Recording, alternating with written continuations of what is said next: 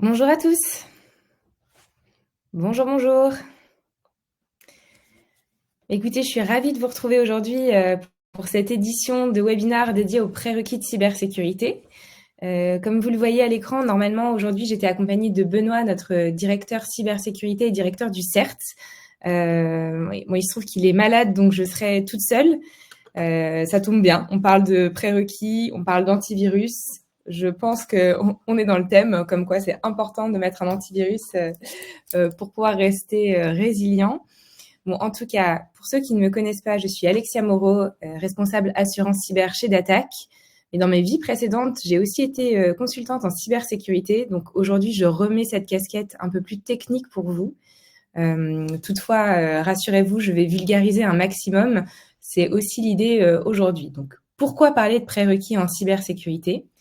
C'est vrai que dans le monde de l'assurance, les prérequis sont souvent vus comme des conditions d'éligibilité à l'assurance cyber.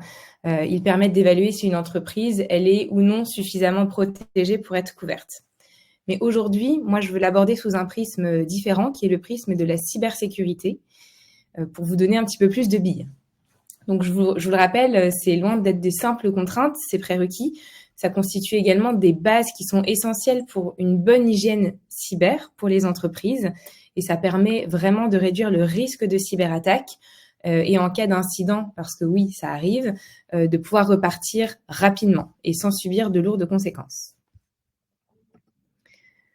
Donc, sans plus attendre, je voulais déjà vous rappeler quelles sont les cibles des attaquants. Effectivement, aujourd'hui, j'ai choisi de commencer par ça pour faire comme un entonnoir et de vous rappeler un petit peu les conséquences, ce qu'on voit aussi en matière de tendance, et après vous expliquer pourquoi certains prérequis sont nécessaires. Donc tout d'abord, un petit zoom sur les motivations des attaquants et aussi le podium finalement des cyberattaques. C'est le podium de 2024, celui qu'on a pu voir sur le terrain. Le ransomware se situe toujours en numéro 1 sur le podium. Pour rappel, un ransomware, c'est une attaque avec un logiciel malveillant qui va venir chiffrer l'ensemble du système d'information de l'entreprise, c'est-à-dire paralyser les données, les prendre en otage, et le hacker va souvent demander une rançon pour libérer ces données. En numéro 2, et ça c'est très intéressant, on retrouve les cyberfraudes. C'est vrai qu'en 2024, on a vu une recrudescence assez importante des cyberfraudes, que ce soit des cyberfraudes avec intrusion malveillante dans le système d'information. Par exemple, le hacker rentre dans le SI, change le RIB d'un fournisseur par le sien et le virement part, mais aussi des cyberfraudes qui sont sans intrusion malveillante. Ça va être que de l'ingénierie sociale. Donc, par mail, ce même hacker se fait passer pour le fournisseur et dit « Voici mon RIB en pièce jointe, merci de le changer parce que c'est un nouveau. » Et là, le virement part. Voilà, donc on a vu énormément de cas comme ça en 2024. Pour rappel, évidemment, dans le contrat d'assurance d'attaque, ça c'est quelque chose qui est couvert à la fois avec intrusion malveillante et sans. Et enfin, le troisième sur le podium, on retrouve les exfiltrations de données en tout genre. Donc là, clairement, ce sont des fuites de données qui peuvent avoir pour cause différentes variables. Au niveau des motivations, donc vous vous en doutez, la motivation numéro 1 reste l'argent, les gains financiers. Tout à l'heure, je vous parlais des ransomware, donc quand les données sont prises en otage finalement contre rançon, ça peut être un moyen. Mais il y a aussi toute la revente des données qui sont volées sur le dark web, parce que oui, aujourd'hui, les données valent de l'or. Les données de base en valent, les données médicales ou sensibles encore plus. Et voilà, il y a différents types de données bancaires qui peuvent être très bien revendues sur le dark web. Également, dans le contexte géopolitique assez tendu qu'on connaît actuellement, il y a beaucoup d'espionnage, notamment dans toutes les entreprises qui sont plutôt dans le secteur industriel et même bancaire, financier. Voilà, il y a beaucoup d'espionnage en tout genre dans ce contexte de guerre qu'on connaît dans le monde. Un peu plus à la marge, on a tout ce qui est malveillance interne. Donc clairement, imaginez le collaborateur qui est sur le départ, qui va vouloir soit saboter le système d'information, c'est plus rare, mais surtout le vol de données, assez classique. Il veut repartir avec des supports qu'il a déjà fait ou des données de l'entreprise qui pourront lui servir pour plus tard. Ça reste quelque chose qui est interdit et puni par la loi. mais ça fait partie des vols de données que l'on voit énormément. Et enfin, parce que je voulais vous le rappeler, il y a aussi énormément de motivations qui sont inconnues parce que voilà, le hacker ne justifie pas toujours pourquoi il fait une cyberattaque. Et parfois, simplement, les cyberattaques échouent ou alors sont partiellement réussies ou juste il n'y a pas d'impact. Donc, c'est pour ça qu'on ne connaît pas vraiment la motivation des hackers. Maintenant, je vais vous parler des gros impacts qu'on a vus en 2024 en termes de sinistres. Nos équipes de réponse à incidents ont fait des retours et ça, c'est très intéressant. Sans surprise, les sauvegardes arrivent au cœur du sujet. Ça reste une cible qui est privilégiée par les hackers. Effectivement, lorsqu'une entreprise est victime d'une cyberattaque, par exemple un ransomware, comme je vous le disais tout à l'heure, l'objectif des hackers, il est simple, c'est empêcher toute possibilité de récupération. Et donc pour ça, quoi de plus efficace que de détruire le système de sauvegarde? Donc si jamais les sauvegardes disparaissent, l'entreprise, elle se retrouve sans solution pour remonter son système. Donc c'est vraiment une prise d'otage, l'entreprise est prise au piège. Et donc là, il y a deux possibilités qui s'offrent à elle. Soit payer la rançon, ce qui ne garantit absolument pas qu'elle va récupérer ses données, soit repartir de zéro, c'est-à-dire reconstruire intégralement son système d'information. Et là, ça peut prendre des semaines, des mois de travail pour tout reconstruire. Et surtout, ça coûte cher. C'est pour ça, on va le voir tout à l'heure quand on va rentrer dans les prérequis, que les sauvegardes sont vraiment très importantes et aussi pour l'entreprise. C'est pas simplement une contrainte de la part des assureurs, c'est vraiment de dire avec ces sauvegardes, vous allez être résilient et vous pouvez repartir très rapidement. Je me permets quand même de revenir sur le chiffre que je voulais vous afficher. 95%, donc c'est absolument énorme. 95% des ransomware ciblent les serveurs de sauvegarde afin de paralyser la récupération des données. Ça ne veut pas dire que c'est réussi dans 100% des cas, mais voilà, ça prouve que les hackers ont à cœur de paralyser ces sauvegardes pour avoir le plus d'impact possible sur le système d'information et reprendre le pouvoir dans la négociation. Deuxième sujet intéressant, important, c'est que les grandes entreprises ne sont pas non plus à l'abri des cyberattaques et souvent, ce n'est pas directement elles qui sont visées, mais leurs filiales ou leurs partenaires. Vous le savez, dans la chaîne, en général, les grandes entreprises ont plus de ressources, ont plus de budget également, et elles sont mieux sécurisées. Mais elles ont bien sûr une chaîne de sous-traitance, c'est normal dans l'écosystème, et les hackers profitent justement de cette chaîne de sous-traitance pour trouver le maillon faible. Ça peut être une filiale moins sécurisée, un partenaire moins sécurisé, et par effet de rebond, voilà, remonter un peu le torrent comme ça pour accéder jusqu'au système d'information de la grande entreprise. Alors, pourquoi est-ce que c'est un problème qui est grave? Il y a l'effet domino, c'est ce dont je vous parlais. Ça, c'est quand un fournisseur ou une filiale est infectée. Après, l'infection peut se propager dans tout le système d'information et passer les barrières pour aller jusqu'au système d'information de la grande entreprise. Et vraiment, les hackers, ils exploitent les connexions intersystèmes pour pouvoir le faire. Et ça, c'est vrai que ce sont des attaques qui sont difficiles à détecter parce que bien que l'entreprise, la grande entreprise, elle ait mis en place énormément de choses, voilà, quand il y a des accès qui sont autorisés et finalement qui sont compromis en amont dans la chaîne, c'est difficile à détecter pour les entreprises. Souvenez-vous aussi, si je vous parle de cas concrets, dans les années 2020-2021, on avait eu SolarWinds, on avait eu Kaseya, qui en fait étaient des exemples typiques de ce que je suis en train de vous raconter. C'est en s'introduisant par exemple chez un éditeur de logiciels, les attaquants ont pu alors toucher des centaines d'entreprises clientes en une seule opération. Et ça, c'est tout bénef parce qu'il y a une cyberattaque et après, ça se répand et ça touche à la fois une entreprise, mais ça s'étend aussi à tout son écosystème. Ici, vous voyez le chiffre clé, c'est 50% des cyberattaques ont visé des filiales des ETI et des grandes entreprises.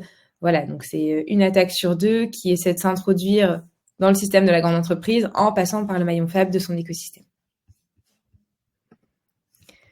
Voilà, et troisième grand point, grande tendance que je voulais vous partager aujourd'hui, c'est que les entreprises, elles sont constamment mises à l'épreuve par les attaquants.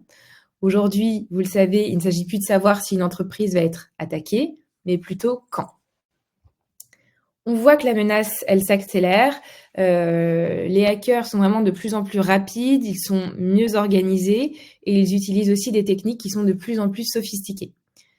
Ce qui est frappant, ce qu'on a vu avec notre équipe de réponse à incident, c'est la vitesse d'exécution des attaques. Dans certains cas, il peut s'écouler seulement 3 jours entre l'intrusion initiale et l'impact réel de l'attaque. Donc ça signifie que si une entreprise ne détecte pas une anomalie en temps réel, elle risque de réagir trop tard. Et vous voyez, 3 jours, c'est extrêmement faible comme durée, mais c'est ce dont on s'aperçoit ces derniers mois, c'est que c'est de plus en plus rapide. Donc ici, la réactivité des entreprises, elle est cruciale.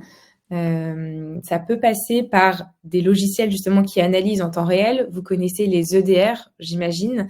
On en reparlera aussi tout à l'heure. Mais voilà, ce sont des logiciels qui permettent de détecter s'il y a des comportements anormaux, malveillants qui sont sur le système d'information et surtout de réagir avec des équipes comme des SOC, des équipes qui vont pouvoir dire « je détecte quelque chose d'anormal et je mets en place une action ».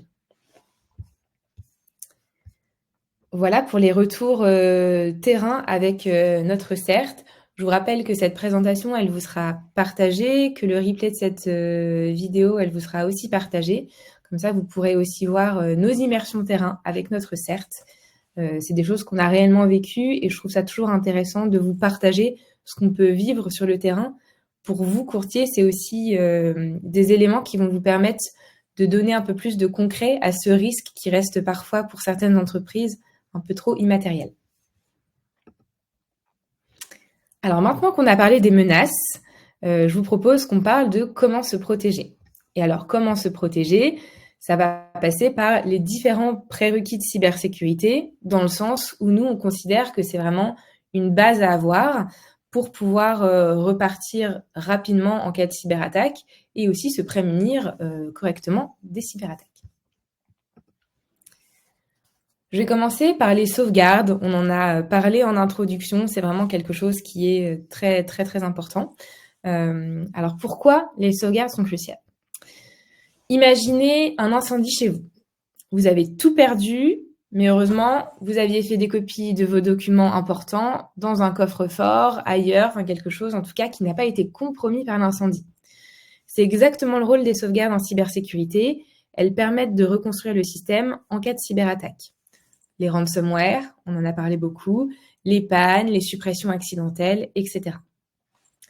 Attention toutefois, puisque les attaquants, ils savent très bien que les sauvegardes, elles sont clés pour l'entreprise, pour qu'elles puissent redémarrer rapidement. C'est pourquoi ils ciblent très souvent en priorité les sauvegardes pour supprimer leur contenu ou alors les chiffrer, c'est ce que je vous disais tout à l'heure, c'est-à-dire que ça bloque l'accès aux données, qu'on ne peut plus les lire, ces sauvegardes. On retrouve différents types de sauvegardes qui sont vraiment intéressantes pour pouvoir ne pas être compromises en cas de cyberattaque. Donc tout d'abord, on a les sauvegardes sur un média déconnecté, par exemple sur un disque dur externe, une bande magnétique. Voilà. Donc ce qui est intéressant avec ce mode de sauvegarde, c'est que ces supports, ils sont pas connectés en permanence au réseau. Donc un attaquant ne peut pas les chiffrer ou les détruire à distance. En fait, le ransomware dont on parlait tout à l'heure, il va pas pouvoir se propager jusqu'à la sauvegarde puisque ce sera vraiment déconnecté du réseau. L'inconvénient, entre guillemets, c'est qu'il faut les gérer manuellement. Il faut les connecter et les déconnecter du réseau. Ensuite, on a les sauvegardes cloud. Par exemple, un cloud type Drive ou des sauvegardes qui sont automatisées pour des applications SaaS. C'est souvent des applications métiers ou des CRM. Je prends l'exemple de Salesforce, par exemple. Alors, ce qui est très bien, c'est que c'est facile à mettre en place. C'est souvent automatisé, donc ça, c'est bien. Par contre, voilà, il faut faire attention aux identifiants pour accéder à ce cloud. Donc, moi, je recommande de mettre une authentification multifacteur dessus parce que si un attaquant accède aux identifiants pour aller sur le cloud, effectivement, il peut également chiffrer les sauvegardes. Et enfin, et ça, je sais que vous en avez beaucoup entendu parler, ce sont les sauvegardes qui sont immuables. Donc ces sauvegardes, comment ça fonctionne? On peut imaginer qu'elles sont verrouillées après leur création. Donc c'est impossible de les modifier ou de les supprimer, même par un attaquant. Donc ça, c'est vraiment l'idéal pour se prémunir des ransomware, dans le sens sauvegarder les sauvegardes en cas de ransomware, parce que c'est pas possible de réécrire dessus. Je pense que vous avez aussi entendu parler des sauvegardes 3-2-1. Alors aujourd'hui, je vous en parle un peu plus, comme ça vous savez ce que se cache derrière ce terme. Le 3-2-1, c'est pour 3 copies de données, 2 supports différents, par exemple un disque dur et le cloud, et une sauvegarde hors site, donc par exemple déconnecté ou dans un autre endroit, dans un autre data center. Voilà, donc ça c'est quelque chose qui marche bien. Ce sont des choses qui sont aussi préconisées par l'ANSSI, parce que justement, on a à la fois plusieurs copies de données, des supports différents, donc qui ne sont pas altérés de la même façon en fonction du type de cyberattaque, et puis quand même une sauvegarde hors site. Là, c'est plutôt si le site est détruit. Voilà. Donc, en conclusion, pour ce thème des sauvegardes, vous l'aurez compris, les sauvegardes, c'est un peu l'assurance vie du système informatique. Et sans elles, une cyberattaque peut vraiment devenir catastrophique. Donc, il faut faire des sauvegardes régulièrement. Nous, on demande à ce que ce soit tous les 7 jours. Les stocker sur des supports qui ne seront pas endommagés par la cyberattaque, déconnectés du réseau, le cloud ou immuables. Et puis surtout, et très important, il faut les tester, ces sauvegardes. Parce que parfois, on peut penser que la sauvegarde est viable, et en fait non, ce qui peut être très dommage en cas de reconstitution du système informatique. Donc il faut les tester une ou plusieurs fois dans l'année. Moi, je recommande de ne pas tout faire d'un bloc parce que ça prend énormément de bande passante. Donc voilà, faire des tests de restauration des sauvegardes sur différents morceaux finalement des sauvegardes. N'hésitez pas à poser vos questions. On vous répondra pendant la session, et si jamais je vois qu'il y a des réponses qui ne sont pas encore données, je reprendrai toutes les questions à la fin dans la Q&A.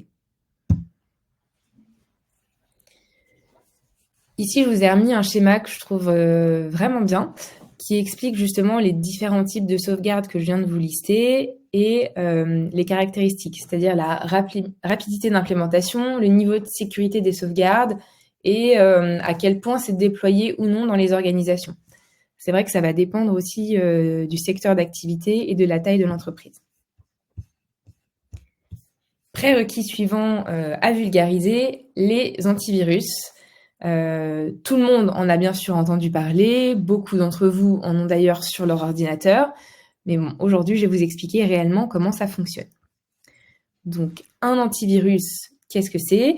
C'est un logiciel de protection qui a un rôle très simple: détecter les fichiers malveillants, empêcher leur exécution, et puis les mettre en quarantaine ou les supprimer quand on voit que c'est quelque chose de malveillant. Et alors, comment est-ce que fait l'antivirus pour reconnaître un virus parmi des millions de fichiers? Donc, l'ADN des virus, c'est vraiment la signature numérique. C'est un peu leur ADN. Dans chaque fichier informatique, il y a une série de bytes, donc c'est une suite de chiffres en langage machine. Et un fichier malveillant a une structure bien précise, un peu comme l'ADN criminel dans une base de données. Donc finalement, notre antivirus, il va fonctionner comme un inspecteur. Il possède une base de signatures qui regroupe les empreintes digitales de tous les virus connus à un instant T. Donc lorsqu'un fichier arrive sur votre ordinateur, l'antivirus, il va comparer son ADN avec ceux qui sont répertoriés dans sa base. Si le fichier il est sain, tout va bien, il le laisse passer. En revanche, si le fichier il correspond à un virus connu, il va bloquer son exécution et le mettre en quarantaine, ou alors il le supprime directement s'il n'y a pas de doute. Voilà, et donc pourquoi est-ce qu'un antivirus est essentiel en cas de cyberattaque? Je pense que vous voyez où je veux en venir. Finalement, c'est la première ligne de défense contre les logiciels malveillants, notamment tout ce qui est ransomware, chevaux de Troie et autres menaces, parce qu'il empêche l'exécution des virus avant que ça cause des dégâts donc sur le système informatique. Il protège les données et le système contre les infections. Et puis surtout, il alerte l'utilisateur en cas de fichier suspect qui est détecté. Voilà. Ce qui est important de savoir ici, c'est Un antivirus n'est efficace que s'il est à jour. Parce que les hackers créent chaque jour de nouvelles menaces et un antivirus qui ne mettrait pas à jour sa base de signature ne reconnaîtrait pas les nouveaux virus. Tout à l'heure, on faisait le parallèle avec l'inspecteur et sa base de données ADN. C'est exactement ça. S'il n'a pas les ADN des nouveaux criminels, il ne peut pas détecter si ces criminels sont fichés ou non. Donc, il a besoin toujours d'avoir une liste qui est mise à jour.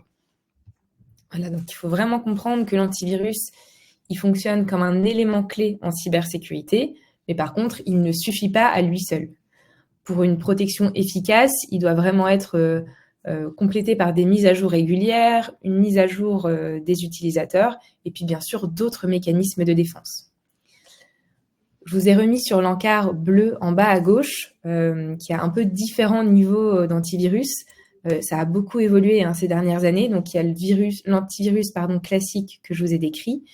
Il y a aussi l'antivirus de Next Generation qui est un peu plus avancé et qui va regarder aussi au-delà de la liste qu'il a. Et après, l'EDR. Donc, c'est un peu différents niveaux. L'EDR sert aussi d'antivirus quelque part, mais il va surtout bien plus loin. En fait, dans ceux que je vous ai cités, de niveau 2 ou de niveau 3, ça va être vraiment des logiciels qui sont un peu plus intelligents, dans le sens où ils vont pas se contenter de la base de signature, mais ils vont repérer s'il y a des comportements similaires à des virus connus. Voilà pour les antivirus. Ensuite, l'authentification multifacteur, le MFA. Donc en anglais, c'est Multifactor Authentication. Idem, vous en entendez beaucoup parler. Je sais que c'est quelque chose que les assureurs demandent. Voilà, ça va dépendre du seuil de chiffre d'affaires. Je considère que c'est une excellente pratique. Donc, bien sûr, en tant qu'experte en cybersécurité, moi, c'est quelque chose que je recommande. En revanche, je peux comprendre aussi que les entreprises n'ont pas toujours la possibilité, le budget, les ressources pour le mettre en place. Donc, il faut aussi vraiment s'adapter au secteur et à la réalité terrain des entreprises. Voilà, moi, je considère qu'il ne faut pas que ce soit un frein bloquant à l'assurance cyber. On a beaucoup de TPE, PME qui ne sont pas en mesure de le mettre en place. Et chez Datac, c'est important tout de même de protéger ces entreprises avec une assurance cyber. Revenons-en au MFA. Qu'est-ce que c'est ? Alors, ici, imaginez que votre mot de passe, c'est un peu comme la serrure de votre porte d'entrée. Donc, c'est bien, mais est-ce que ça suffit vraiment pour empêcher un cambrioleur d'entrer ? Pas toujours. Donc, s'il a trouvé votre clé ou votre mot de passe dans ma métaphore, il rentre sans problème. C'est là que le MFA intervient. Donc, plutôt que de se baser sur un seul élément, le mot de passe, on ajoute aussi une couche de sécurité supplémentaire. En gros, pour accéder à votre compte, vous devez prouver votre identité de 2 façons différentes au minimum. C'est ça le MFA. Alors, comment on fait ça ? Donc, on a 3 grandes catégories de preuves.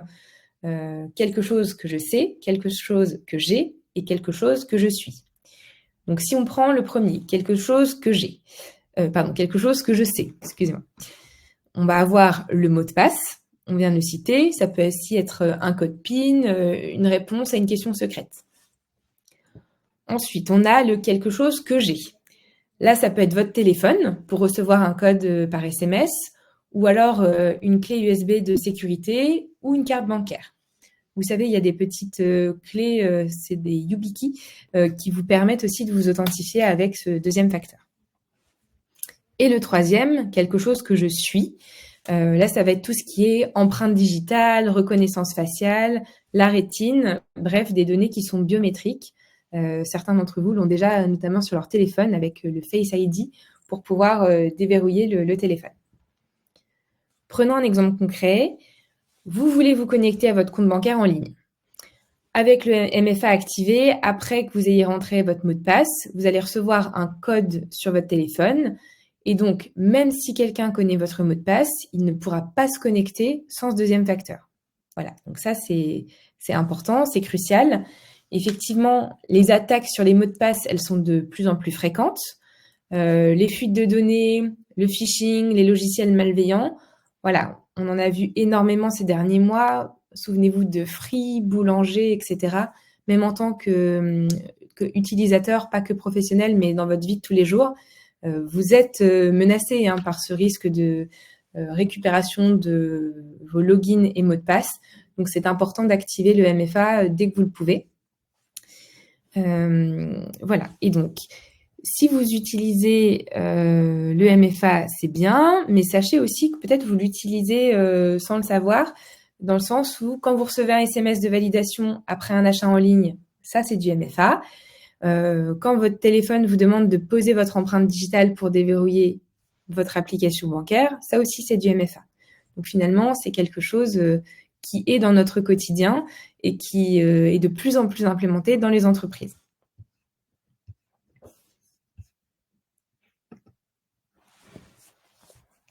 Je vois que vous avez des questions qui apparaissent. Benoît vous répond quand même par écrit. Donc, n'hésitez pas à poser les questions. Et puis, je vous le disais tout à l'heure, s'il en reste, je les prendrai à la fin. Tout ce qui est logiciel et OS à jour est maintenu. C'est important. Donc, les OS, ce sont les systèmes d'exploitation. C'est en anglais. Donc, les mises à jour des logiciels et des systèmes d'exploitation, oui, je sais, on a tous déjà reporté une mise à jour en se disant « Ok, pas maintenant, je verrai plus tard ». En réalité, c'est un réflexe qui est dangereux de faire ça, parce que ne pas mettre à jour son système, c'est comme laisser sa porte d'entrée grande ouverte. Alors, pourquoi c'est important ? Un système obsolète, puisque c'est comme ça qu'on appelle un système qui n'est plus à jour, c'est un système qui va accumuler pas mal de problèmes. Et ces problèmes, moi, je les répertorie en 3 grandes catégories.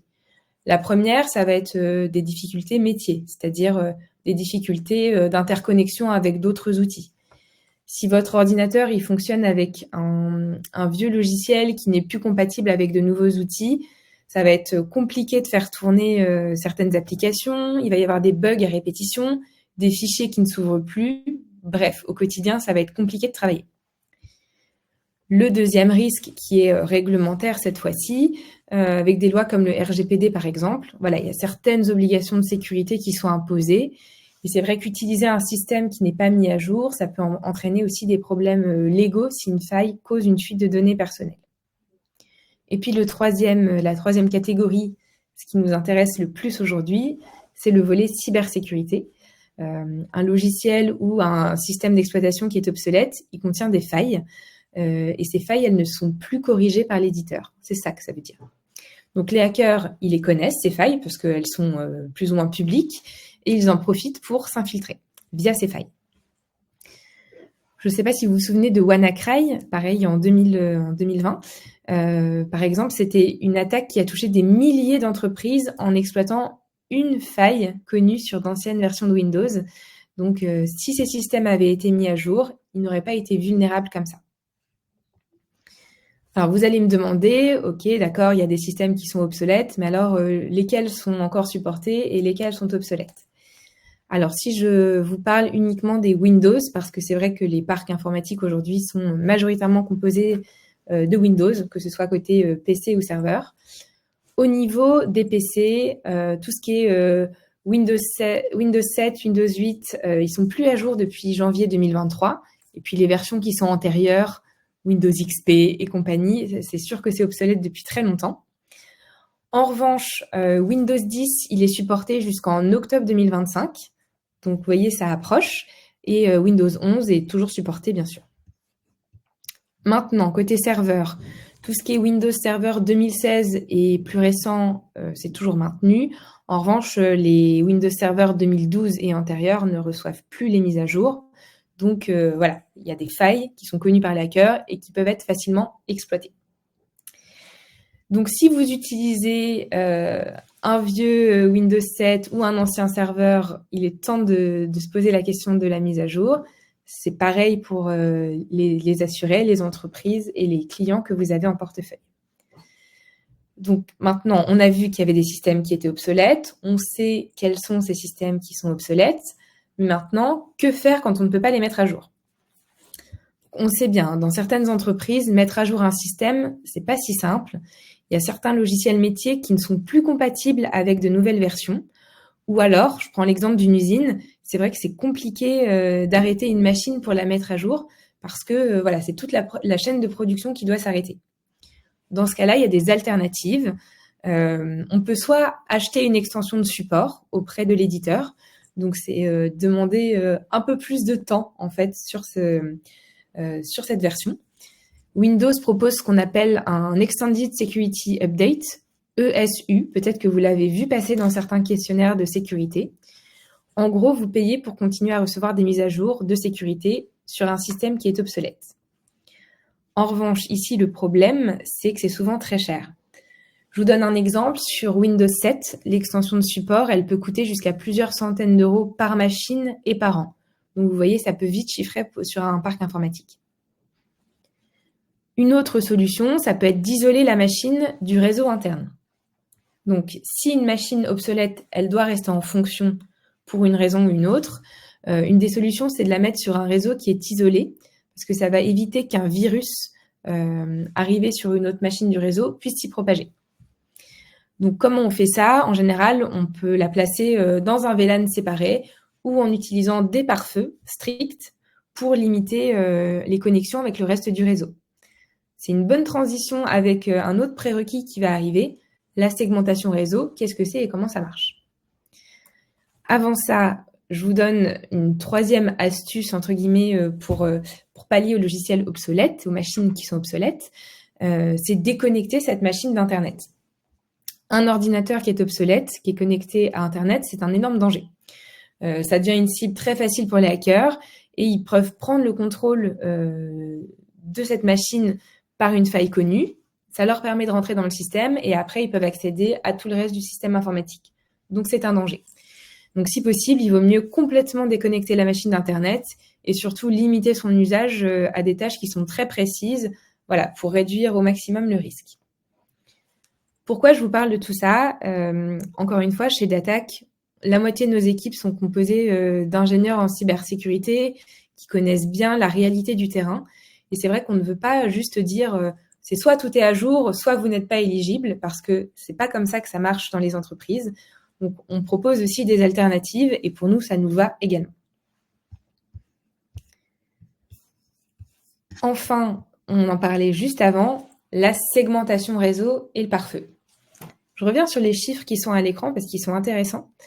60% des violations de données exploitent des vulnérabilités connues. 80% des violations de données impliquent un déplacement latéral.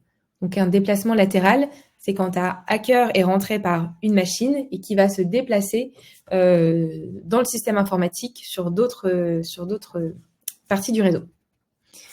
Et surtout, ce qui nous intéresse, c'est 92% des réductions de risque avec une segmentation réseau efficace. Donc oui, c'est important.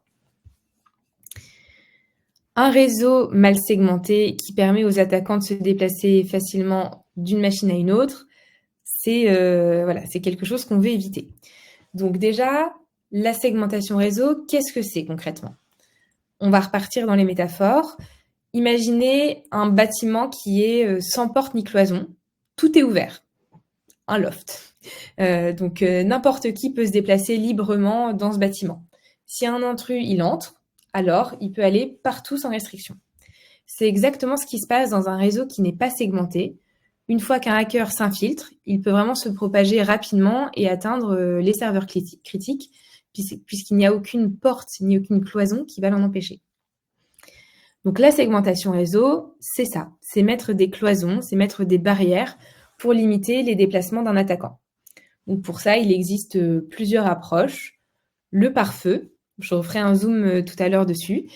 Les réseaux locaux virtuels, les fameux VLAN dont je vous parlais avant.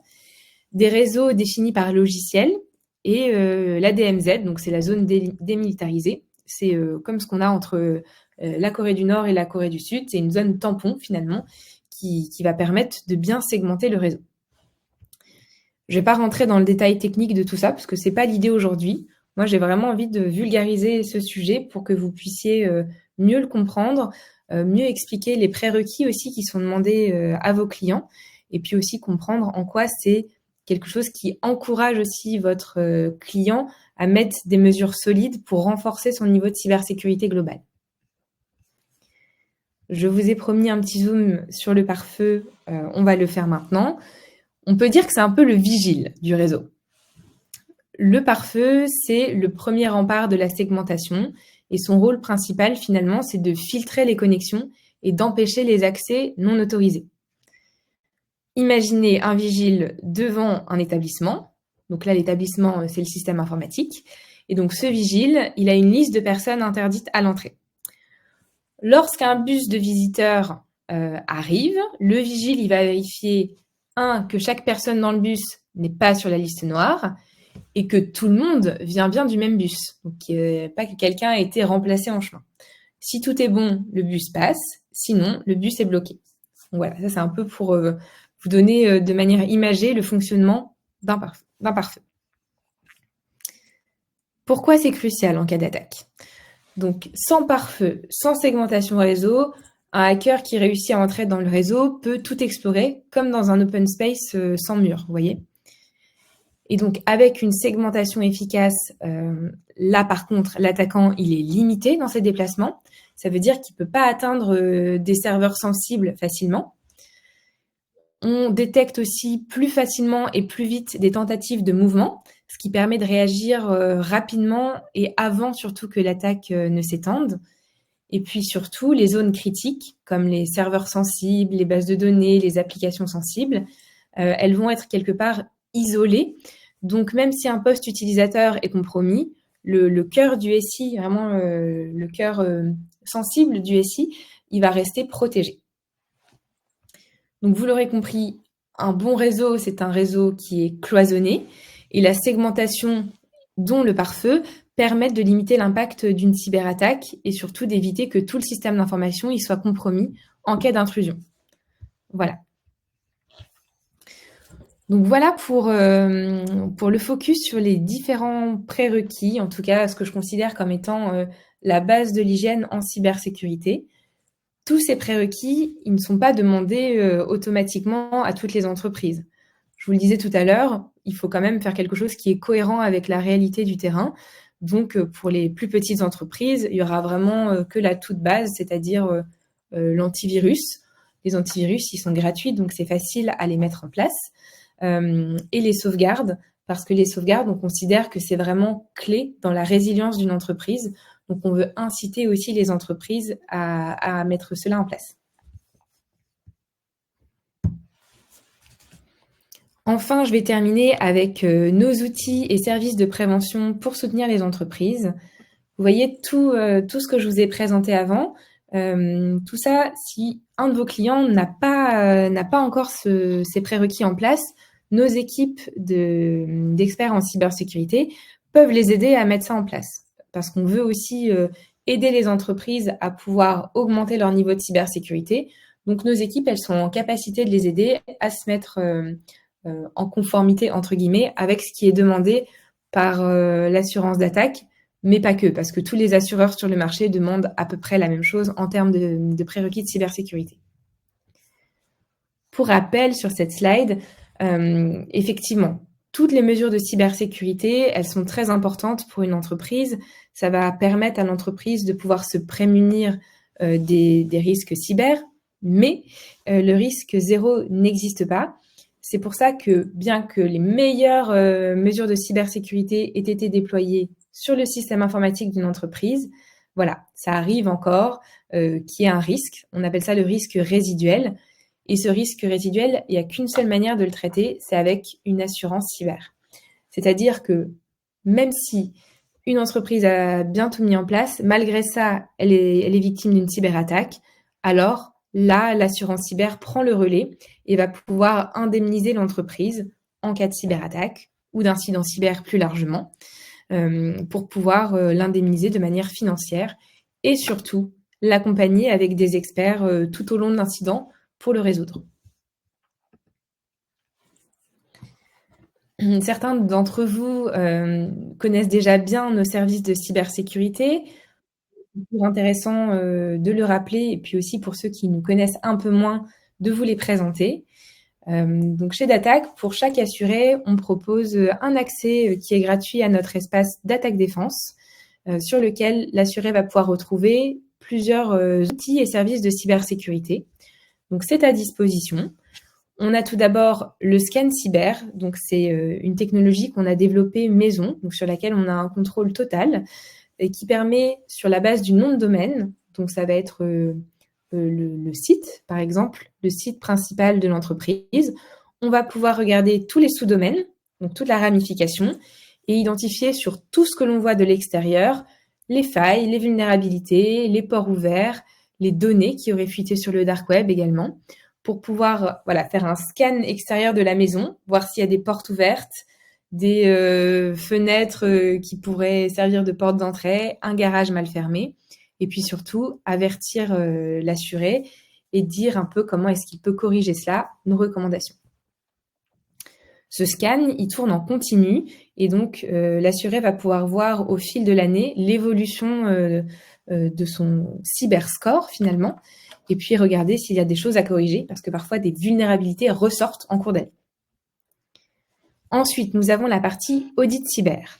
Donc le scan cyber, vous l'avez compris, c'est ce qu'on peut voir de l'extérieur. L'audit cyber, c'est pour ce que l'on peut voir de l'intérieur.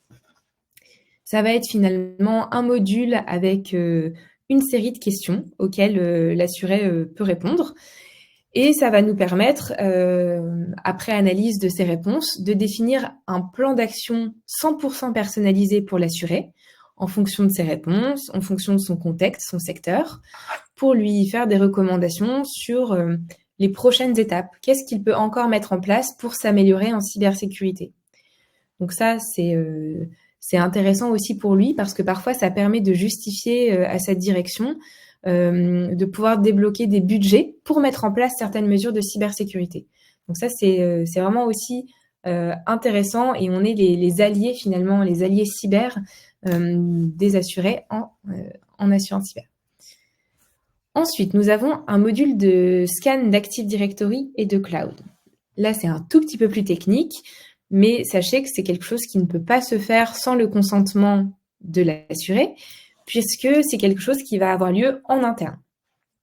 Donc, une fois que l'assuré nous donne son consentement, on peut justement réaliser ce scan de l'Active Directory et du cloud pour regarder que l'infrastructure, elle est bien paramétrée, que seules les personnes qui doivent y avoir accès ont accès effectivement, regarder si les mots de passe sont bien configurés, regarder si les clouds, toutes les options sont bien paramétrées. Voilà, c'est pour faire un bilan et également donner des recommandations. Pour rappel, l'Active Directory, c'est un peu le joyau de la couronne, comme on dit en cybersécurité. C'est une sorte de grand répertoire dans lequel on va retrouver tous les assets de l'entreprise, mais aussi tous les accès paramétrés pour tous les utilisateurs. Donc forcément, si un hacker prend possession de cet Active Directory, il a les clés du royaume, il peut se créer des comptes super admin et puis faire ce qu'il veut sur le système. Enfin, les campagnes de phishing. Ça, c'est vrai que c'est un module qui est très plébiscité et beaucoup utilisé par nos assurés. Donc, les campagnes de phishing, je pense que vous connaissez tous. L'idée, c'est vraiment d'entraîner les collaborateurs de l'entreprise à détecter des emails de phishing. Donc, pour ça, quoi de mieux que de faire semblant? Donc, ils vont recevoir des emails de phishing pour s'entraîner. Et ceux qui cliquent dessus, parce qu'ils ne s'en sont pas aperçus, vont arriver sur une page pédagogique qui leur explique qu'effectivement, c'était un test et comment détecter la prochaine fois un email de phishing qui ne sera pas, lui, forcément un test. On a plus de 150 scénarios disponibles. Donc ça, c'est vraiment bien pour s'adapter à tous les types d'entreprises, petites, grandes, différents secteurs d'activité, différents logiciels également utilisés par l'entreprise. Voilà, c'est très complet. Et surtout, c'est un vrai gain financier pour les entreprises qui, aujourd'hui, le payent à côté avec une solution dédiée, parce que ça peut faire une économie, puisque nous, c'est directement inclus dans notre offre. En option, dans ce qui est sur la partie orange, vous retrouvez aussi d'autres solutions, cette fois-ci qui sont payantes, mais qui sont à des prix préférentiels. Donc, on a le volet formation, le volet test d'intrusion et le volet solution MDR. On en parlait tout à l'heure, ça c'est quelque chose d'important. C'est la combinaison entre un EDR, donc si vous avez bien retenu, c'est ce logiciel qui est déployé sur les terminaux de l'entreprise et qui va pouvoir détecter des comportements malveillants. Mais surtout, ce qui est important, c'est le M de Manage Detection and Response. Le M, c'est pour l'équipe. C'est pour l'équipe qui est derrière et qui va regarder ces alertes remontées et prendre les actions pour pouvoir dire non, finalement, c'est un faux positif, tout va bien. Ou alors, non, c'est vraiment une vraie alerte, il faut prendre des mesures spéciales. Voilà. Donc, si vous avez des questions plus détaillées sur ça, n'hésitez pas. Notre directeur cybersécurité pourra vous faire une présentation plus en détail. Ou alors, vous pouvez me poser des petites questions en commentaire. Voilà. Et enfin, le CERT d'attaque. Notre réponse à incident, effectivement, elle est hybride aujourd'hui. On a nos experts en interne qui s'occupent de la réponse à incident, main dans la main avec Inquest, pour tout ce qui est plus spécialisé comme type d'action, ou alors pour les attaques de masse, pour pouvoir y répondre. C'est 24 heures sur 24, 7 jours sur 7. Le numéro d'urgence, vous le retrouvez ici. Et surtout, on accompagne les assurés de la première seconde à la dernière seconde, c'est-à-dire on veut s'assurer que le système d'information est bien remis dans l'état dans lequel il était avant la cyberattaque. Voilà pour aujourd'hui. J'espère que ça vous aura plu, j'espère que ça vous aura aussi appris des choses.